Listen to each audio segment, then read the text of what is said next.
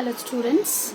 So today let us solve the problem on discrete series in case of Karl-Pearson's coefficient of skewness. So the first problem here I have taken is the wages paid to 550 workers per day in a manufacturing unit is as follows. So the number of workers are 550. So if you total this, you will get 550.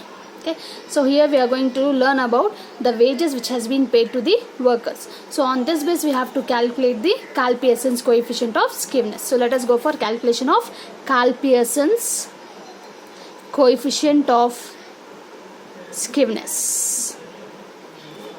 Okay, so the first thing we have to do is first let us go to the formula.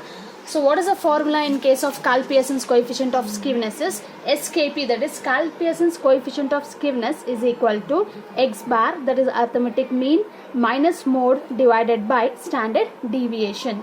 So now we have to calculate mean. As we know, we have a different formula in case of discrete series, in case of calculation of mean, that is direct method, indirect method or step deviation method. So here I'll go for the step deviation method. If you want, you can go for any of the method and you can calculate the arithmetic mean. So now first let us go for the step deviation method, that is in case of arithmetic mean. So the formula we have is arithmetic mean is equal to A is nothing but assumed mean plus sigma FD dash divided by N into I. See, one thing I have told you, like if you take here D dash, you need to multiply with I. If you won't multiply with I, you need not take this D dash. You can just write like A plus sigma FD divided by N. You can apply any of the formula which I have told you. Now, what is this A? A is nothing but the assumed mean. Any number which you feel comfortable, you can take it as assumed mean. So let me take assumed mean as 500 here. So 500 plus sigma is nothing but summation total of FD dash. So we have F column but we don't have D dash, so that we can multiply with F into D dash. So first we have to calculate D dash. First now D dash column ana calculate ಮಾಡ್ಕೊಳ್ಳೋಣ. D dash, D ಅಂದ್ರೆ actual ಆಗಿ ಏನು x minus A ಎಷ್ಟು ತಗೊಂಡಿದ್ದೀನಿ ಇಲ್ಲಿ 500. D dash ಅಂದ್ರೆ divided by I. Okay, the difference. Now what is x here? 100. 100 minus 500 is 400. 400 divided by the difference I is equal to 100.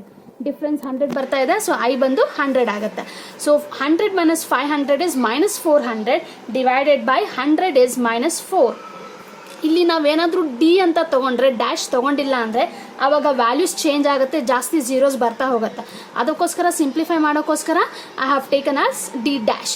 Next minus 4 ಆಯಿತು, minus 3, minus 2, minus 1, 0, 1, 2, 3, 4.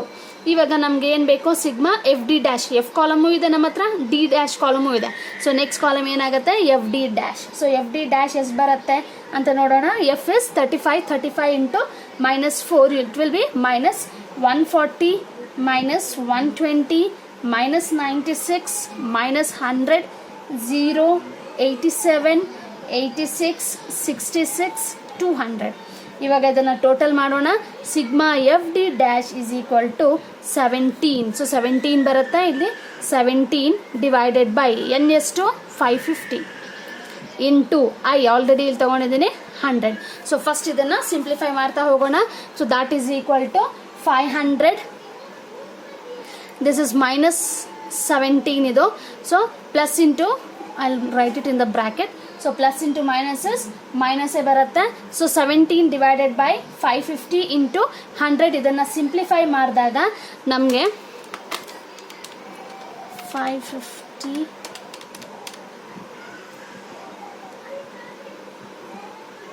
3.0909 ಬರುತ್ತೆ.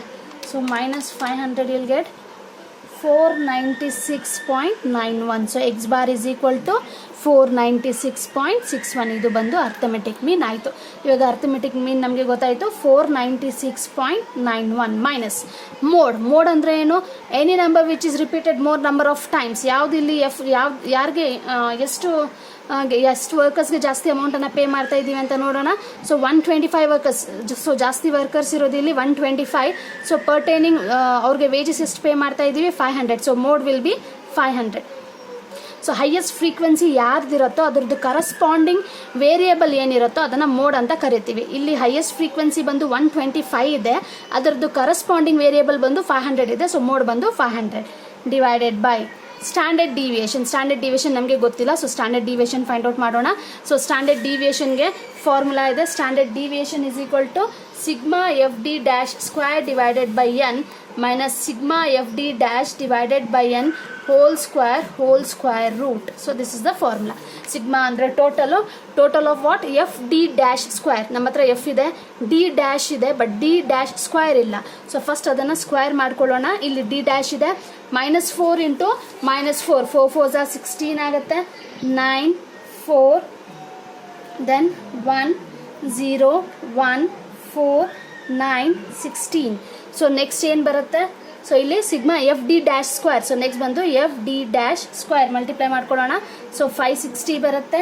Next 360 192 then 100 then 0 87 172 198 and 800. So ಇದನ್ನು total ಮಾಡಿದಾಗ ನಮಗೆ 2469 ಬರುತ್ತೆ. So sigma F D dash square is equal to 2469. ಸೊ ಇದನ್ನು simplify ಮಾಡ್ತಾ ಹೋಗೋಣ. 2469 divided by N is 550 minus sigma F D dash divided by N whole square. Already ನಮ್ಮ ಹತ್ರ ಎಫ್ ಡಿ ಡ್ಯಾಶ್ ಇದೆ. ಸೊ ಎಷ್ಟಿದೆ? -17 divided by 550 whole square root. So ಇದನ್ನು simplify ಮಾಡೋಣ. ಸೊ ಇದನ್ನು ಸಿಂಪ್ಲಿಫೈ ಮಾಡಿದಾಗ 2469 divided by 550 you will get 4.489 minus 17 divided by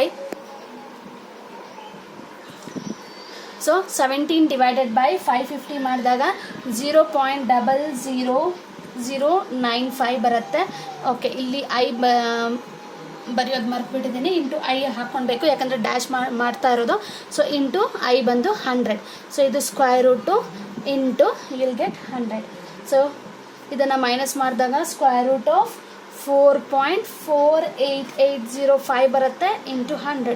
ಇದನ್ನು square root ಮಾಡಿದರೆ ನಮಗೆ 2.1185 ಬರುತ್ತೆ ಇಂಟು 100 ಮಲ್ಟಿಪ್ಲೈ ಮಾಡಿದಾಗ 211.85 ಬರುತ್ತೆ.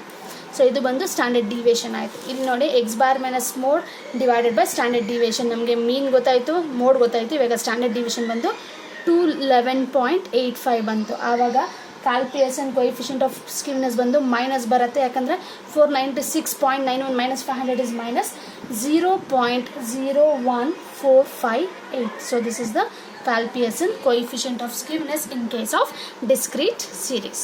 Thank you.